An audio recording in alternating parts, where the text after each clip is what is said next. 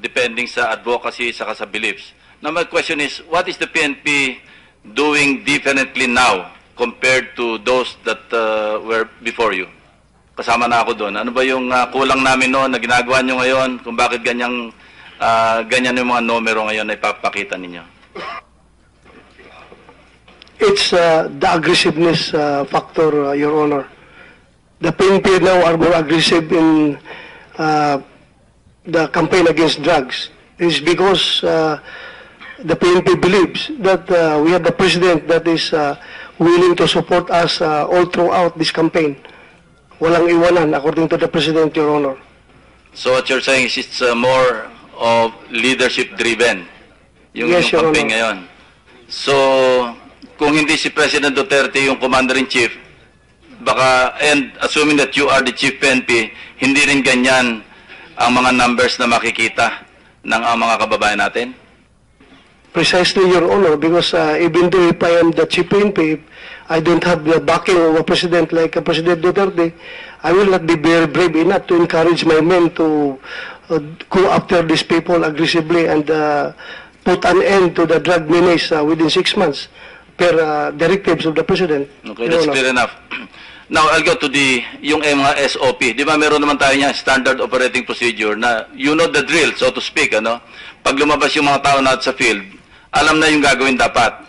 Ang tanong ko is, yung mga SOP ba na nasa manual, sinusunod ba ng mga nasa ground, yung mga mismo nag-ooperate? And if not, or if so, meron ba kayong mechanism sa PNP headquarters level to check if those standard operating procedures are being followed or observed? Yes, Your Honor. And please elaborate na lang. All the drug operatives, Your Honor, are very much well-trained as far as police operational procedures are concerned. We've been reminding them of the police strict observance of the police operational procedure manual, and after the said operations, if there is a death resulting to that operation, the SOCO is there to provide scene of the crime operations investigation, then followed by IAS, Your Honor. Kung merong na-observe na mga lapses, ano yung automatically na ginagawa ng sa headquarters level? When I say headquarters, it could be regional headquarters or even yung police station headquarters, kasi yung mga dumalabas sa mga tao, di ba, mga field operatives ito eh. So I do not necessarily refer to the national headquarters of the PNP. Pwedeng at the level of the provincial headquarters or the regional headquarters, meron na dapat gawin. And kung may mga lapses, and I suppose may mga lapses talaga, hindi ba?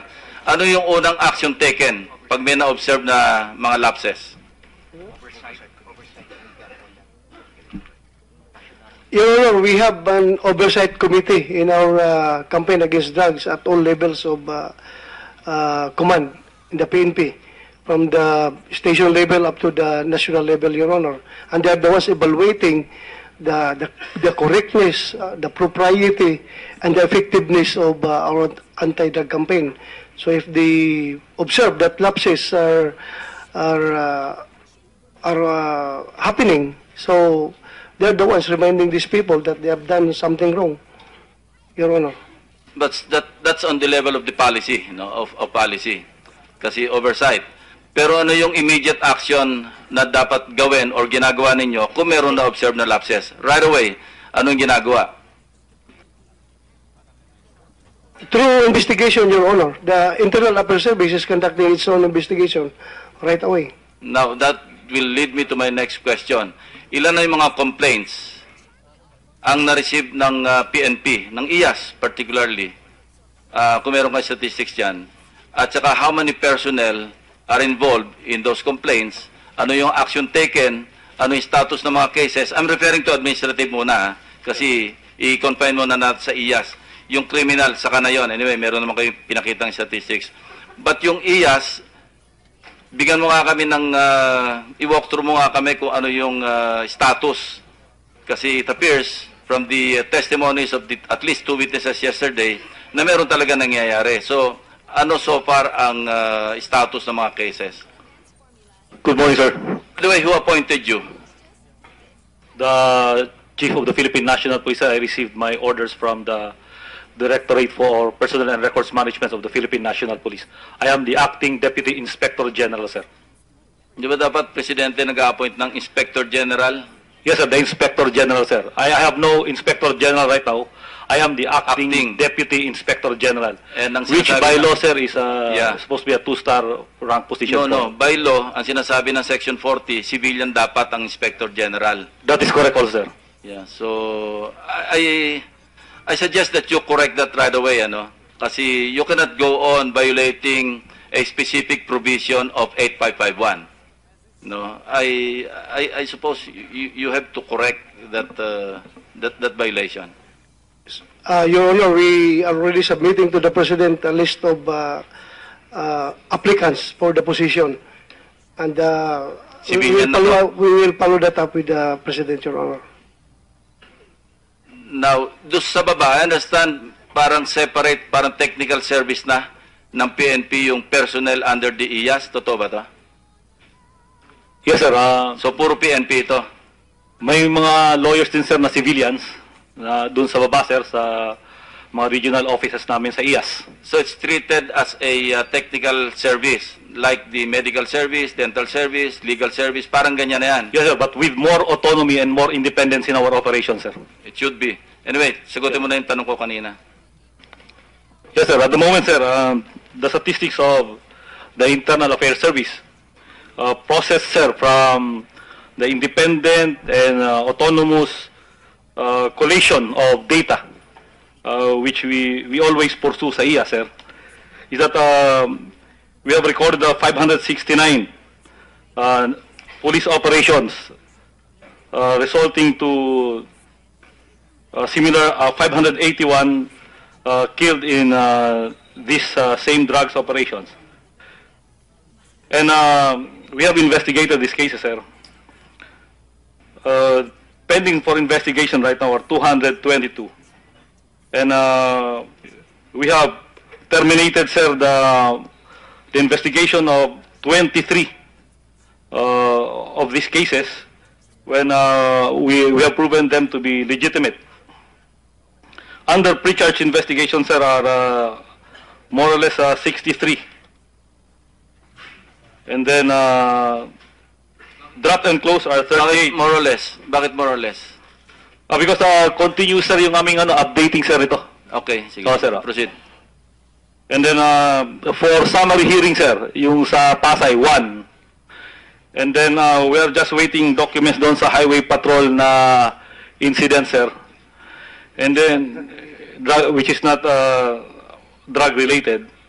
And then yung sa Antipolo, sir, we have started interviewing, sir, yung mga police na ito, sir. They are now in Camp Crame. The other, sir, are ongoing, sir, yung ang motu proprio investigations ng yung balance, sir, ng data na ito. Bigyan mo nga kami ng profile, yung Sarango. Mostly, ano ba yung mga na-involved sa mga sinanigans pagdating sa yung drug-related operations, particularly, yung kasi yung focus ng ating inquiry dito, Yes, sa Senate. The data I have now, sir, is that the police commission officers involved, sir, 196. The police non-commission officers involved, sir, more or less around 210. But this is being updated, sir.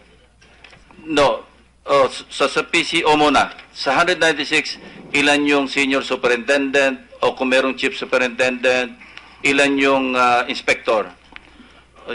We have sa data namin, sir, January 2016 to August 17, 2016.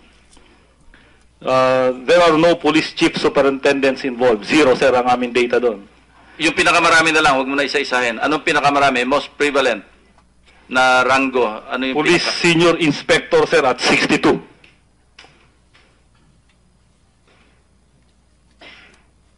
Yun ang pinakamarami? Yes, sir. Sa PNCOs? Sa PNCO, sir, PO1 at 81, sir. PO2? Ilan? 42, sir. PO3? 48, sir. Now, that leads me to my next question. Yung ating recruitment program, kasi it appears, no, base na rin sa nakikita natin, kahapon, mga lumabas na mga suspects sa Antipolo, sa Pasay, PO1, PO2, hindi ba?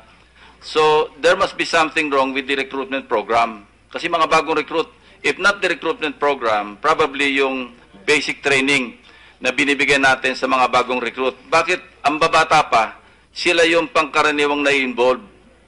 So, sige, pakinga. Paano ba kayo nagre-recruit? Paano ba kayo nagte-train? At ano yung supervisory mode na ginagawa ninyo dito sa mga bagong polis? Sir, that would lead me to another challenge that we want this Senate to address. Yung control po ng PNP over the training of PNP personnel. Sa training. Sir, I would like to inform you that tayo lang po, ang PNP lang po ang police agency sa buong mundo na hindi nagtitrain sa kanyang sariling police na pumapasok.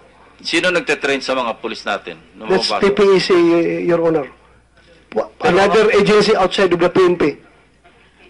Madam Chair, Philippine I'd like Public Safety College. to interject with the indulgence of Senator Lacson. I agree with General De La Rosa. In fact, we have a bill that's pending now in the Senate that will transfer the admin and operational control of PNPA to the PNP. To PNP, sir. No, PPSC or PNPA lang? No, under PPSC, there are several Yes. institutions, sir. So it's only the PNPA that will be PNP transferred to the yes, sir. PNP? Yes, sir. Di ba yung PNPA under ng PNP? Kasi ang superintendent dyan, PNP officer? No, sir. No, Your Honor. Niloon lang natin yung superintendent doon sa kanila, but they are not under our control. PPEC pa rin nagkukontrol sa kanila, Your Honor. Okay. Sige, Yusek Kapoy, you want to say something? PPSC is one of the bureau under the DILG, sir.